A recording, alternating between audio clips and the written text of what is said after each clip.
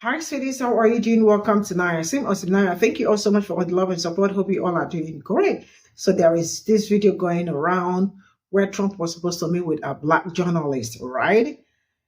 And it happened that some were invited, some were not invited. And the ones that were invited are also the ones that work with him. I mean, so a lot of people are asking what happened to DEI and all that. Why is it that some people were there, some people were not there?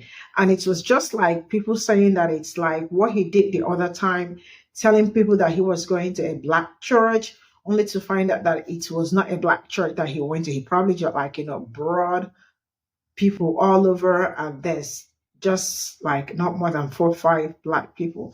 I said that he went to a black neighborhood to campaign and speak to them and tell them his intentions and the rest of it. All I can say is that I cannot foresee, or you all can actually see everything going on, and you all can read the handwriting on the wall, right? I am not supposed to come and tell you you are supposed to do this, you're not supposed to do that. I see a lot of people in the comment section telling me that we are not voting for Kamala Harris. Why? Because she is not a black woman. She is an Indian. And the other day, Trump was asking black people, and where he went to campaign, he was asking them straight up, would you rather want a black person to rule you or a white person? And then he asked the question and also answered, of course, a white person, right? It's just the audacity of looking black people into the eyes and telling them, I am sure you wouldn't want a black person to rule you. I am not saying, because a lot of people are saying Kamala Harris is not black, but I am just trying to weigh in on that, but it's not making sense. Let's. Nation of black journalists is trending. Here's why. Their annual convention is coming up, and during that convention, they will have a Q&A session with former President Donald Trump.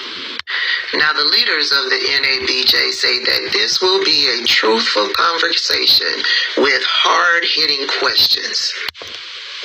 What type of truthful conversation do you expect to have with a compulsive liar?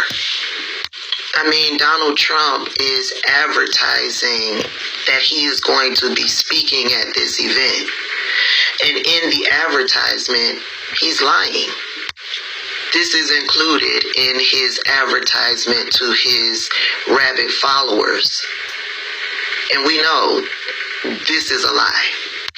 Furthermore, why would you invite a racist, compulsive liar to your event where the core mission of this group is to seek out truth through journalism?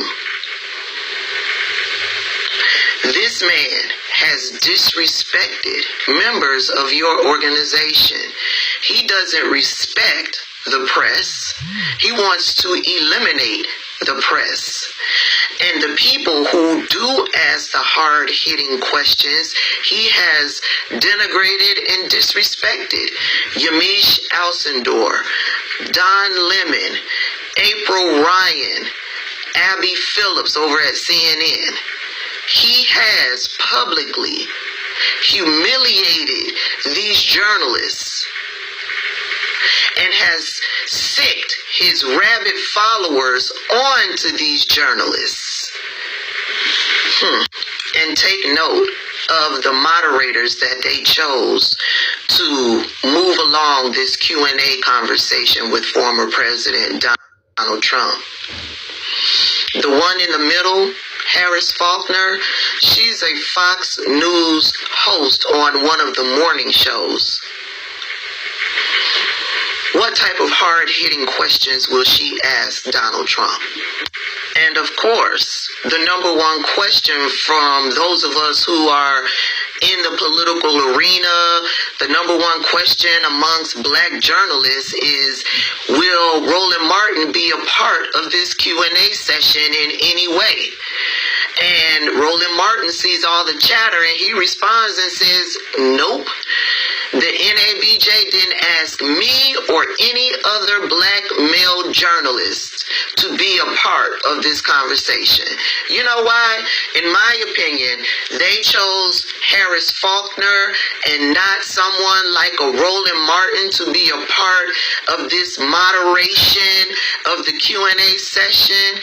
That is a deal they made to get Donald Trump into the room. And you know, Roland Martin is going to have some questions. He's going to have some things to say about this situation. And so one of the leaders of the NABJ decides to block Roland Martin. I will comment on the NABJ person involved with this Donald Trump invite, but Actia Reports has me blocked. Looks like I'll be joining the NABJ political task force. Now, I don't know if she blocked Roland Martin prior to this conversation happening over on Twitter or as a result of this conversation that's happening on Twitter.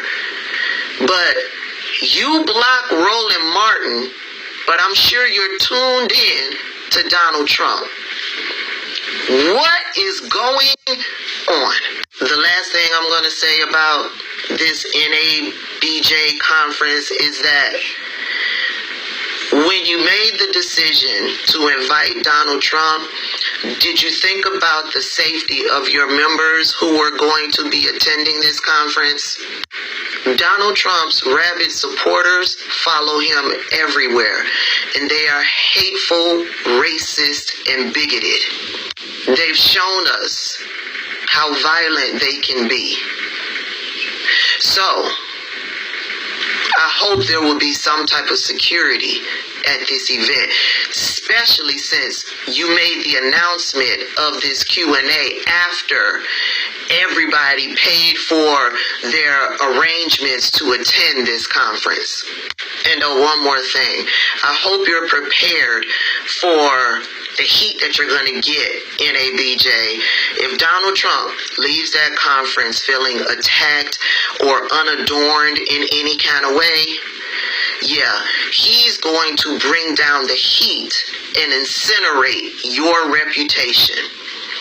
And I'd say it's rightfully deserved, because Donald Trump has shown us over and over and over again exactly who he is.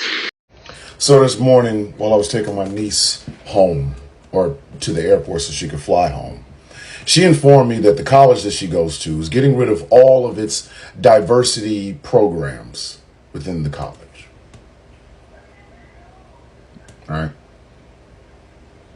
I come home and I'm looking on Instagram over at my friend Politics by Tabitha, who's on Instagram. You need to go follow her and read that the National Association of Black Journalists is inviting Donald Trump to speak.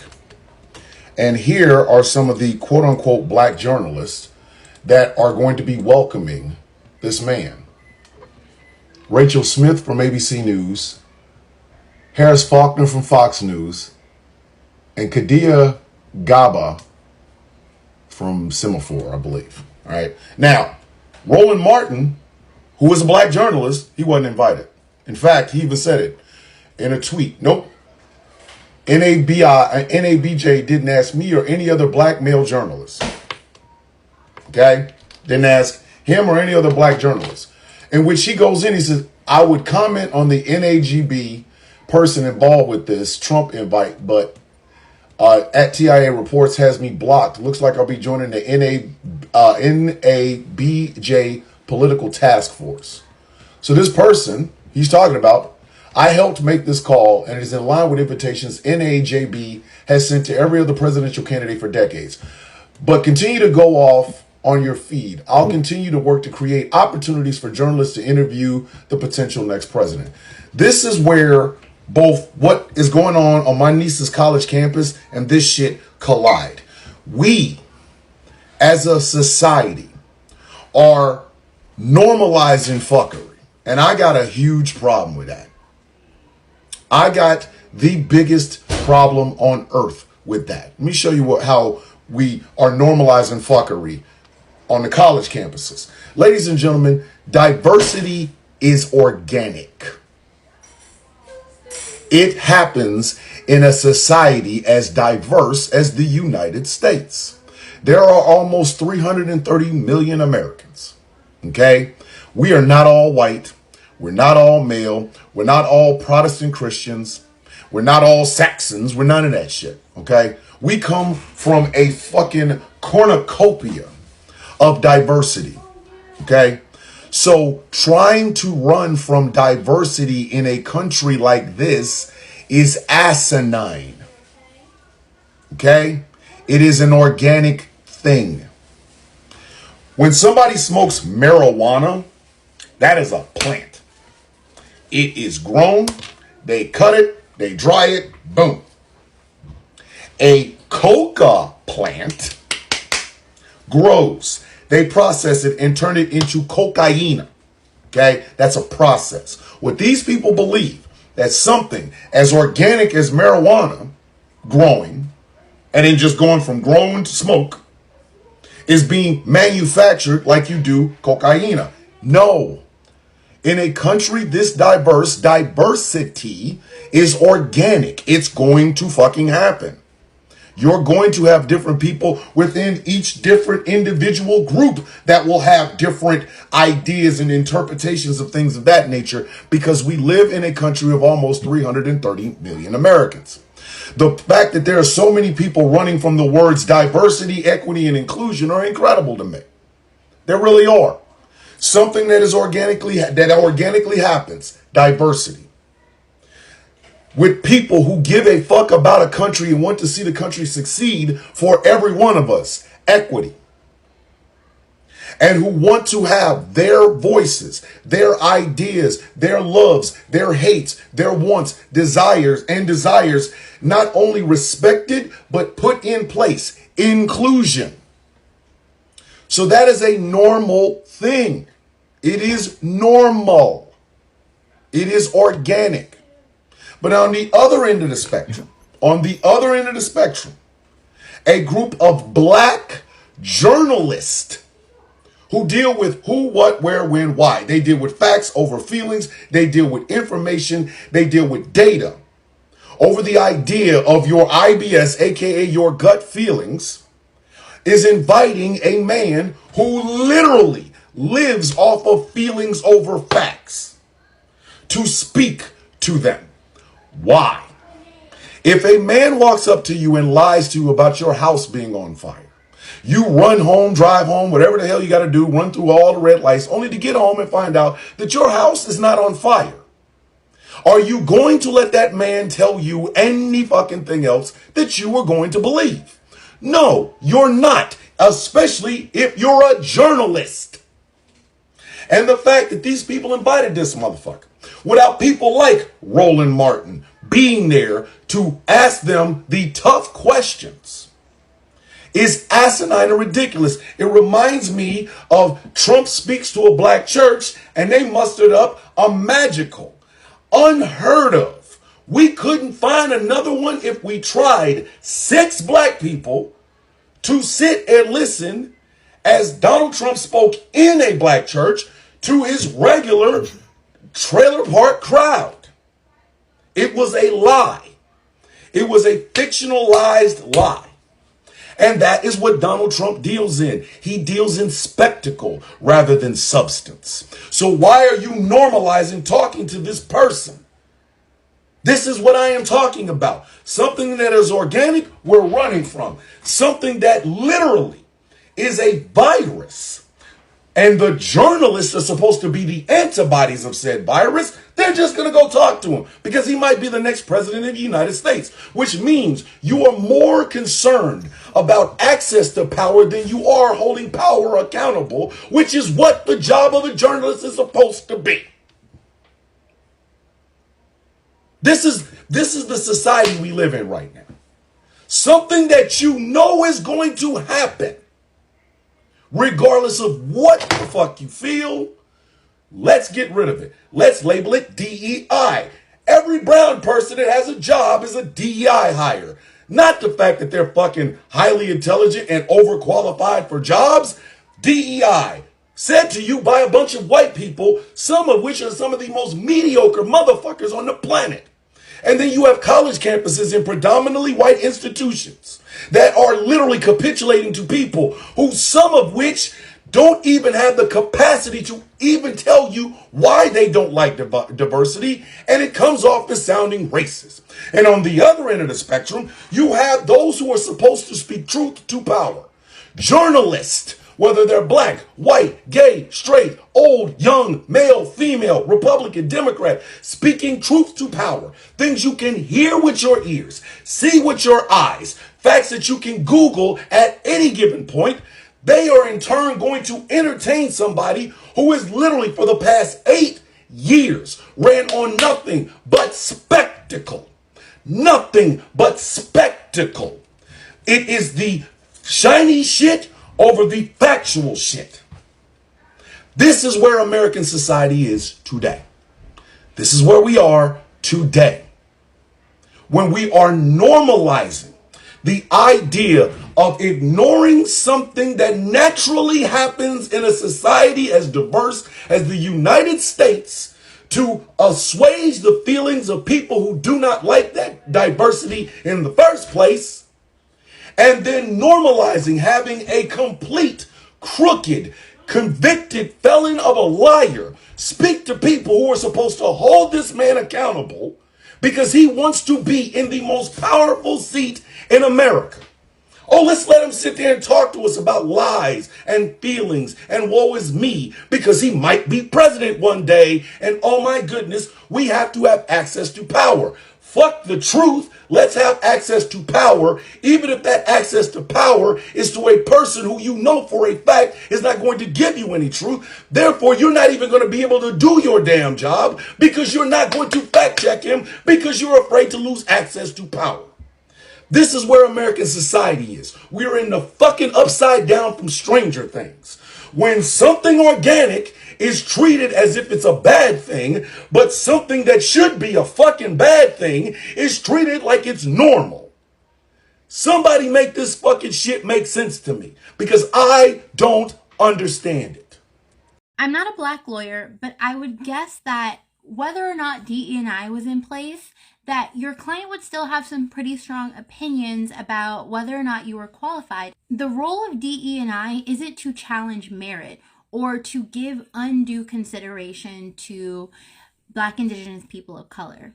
The idea of DE&I is that we are able to include, value, and remove these systems that keep historically marginalized or underrepresented groups from achieving the same amount of success and from reducing the barriers to equal opportunity. If we begin to talk about the nature of unconscious bias and how our historical race relations have been embedded into the psyche of our structure, our culture, our environment as Americans and other places in the world, we would not have a construct in which anyone would associate your qualifications just based on how you look, if that weren't the case. So DE&I takes a step and gives us the space to understand, have the ability to reflect and think about why we think the way that we do about others who are different or even the same as us. Right before I recorded this video, I ended up looking up an article from the Harvard Business Review, which shared the experience that Black women face about being basically told that they don't look like a lawyer, being treated like the help, being treated like an assistant, being treated like a paralegal. I don't know, right? Whatever you want to call it, but not being recognized for who they are, how they show up, and what they have done to get to where they are. And so the same unconscious bias, deeply rooted in racism, that would allow us to automatically assume that a Black woman couldn't possibly be a lawyer, is the same thought pattern, logic, and unconscious bias that supports the idea that the only way that you could be a lawyer or qualified to be a lawyer is if DE&I, a DE&I initiative placed you in that opportunity. I think what we can take from this is that no matter which way you look at this argument, there is still unconscious bias here that's impacting your ability to be valued and included in the workplace as a Black lawyer. And I think that DE&I, when it's truly done well and allows us to unpack our thoughts, our feelings, our beliefs, and why we feel and think that way, the closer we come to true equality in the workplace. And I hope that if this was a genuine statement and that you were open to thinking about this, to think about DE&I not as a divisive topic that throws away merit, that throws away hard work, or that chooses not to recognize that there is a path that's often difficult that we all had to take to get to where we are, especially as a Black lawyer, but rather acknowledging the challenges that Black, Indigenous people of color go through to achieve the same thing as their white peers. Until we're in a place where there is no more disparate impact or disparate treatment of Black, Indigenous people of color in the recruitment process or in the hiring process or in the workplace, I will continue to wave my DE&I flag. I hope that this explanation of what DE&I is or really means is helpful to you and kind of helps you to understand how these types of initiatives in the workplace can really help you as a Black lawyer. Okay, bye.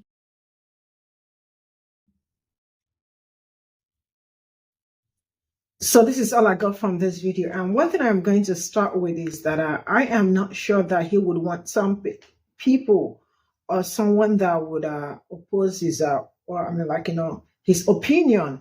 And do you expect him, like he is meeting with Black journalists, and you think he's going to bring the ones that will challenge his opinions or that will ask him questions? Excuse me, you all already know that he's been looking for the easy way out. Like, I don't know how to say it, but I do not believe so much in this DEI they always talk about, because DEI went from DEI to something else, something that is not good for people that look like me, right? And the people, okay, now the other one works with Fox News, and you all already know what Fox News channel is all about. So who is going to ask him his, what's his plan for Black community? What is his campaign model for Black people? Or, trying to understand what he has in manifesto for Black people and all that. Or asking him like important questions, but rather, Ronald Martins was blocked. Man, the whole thing is really a shit show, if you know what I am saying. The truth is that I don't know their plan, but I think people really need to wisen up. But then there is a limit to what I can say. There is a limit to what I cannot say. You know, I can say everything all out here. And all I can say is that I hope that people make good choices. I hope that people can see through their lenses. I hope that we are really very much woke, because being woke is one of the most important things at this point in time, because a lot has been happening and we all can see where they are coming from. So we really have to, do our very best, excuse me, to protect ourselves. And to make sure that in the end that we are not going to complain a whole lot, because if there is a mistake now, trust me, it's going to take a whole lot of time for the mistake to be corrected. But the one thing I know for sure is that I hope people are not being emotional, and I hope people are being also logical with the whole thing happening. People are their eyes are wide open, their hearts are open, open-minded people and all that, to really see where he is coming from. And there is a video that I saw, I think some days back. I also brought it here. I'm sure you all might have seen that, where he was asking Black people, who would you want him to be your president? Of course, a white guy. You can imagine the confidence and audacity. Looking in front of people, Black people, asking them, who would you want to be your president? Of course, it's a Black man, a black man like me, So that, for me, I think it's also a red flag. It's really a red flag, But then I see a lot of people in the comment section telling me that Kamala Harris is not a Black woman, that she's Indian and all that. I see all that, But one thing I for sure is that you all do what is right for you. But I hope that in the end, nobody comes online, especially the ones that voted for someone that they thought is going to do the best for. I hope nobody comes online to start crying up and down or start looking for people to help them get justice or help get democracy back and the rest of it. So I am wishing everybody well. You all can see how it's going already. There ain't anything like the truth is that they really do not have your interests at heart. But if you think they also have your interests at heart, you are also right. See you all in my next video. Bye for now.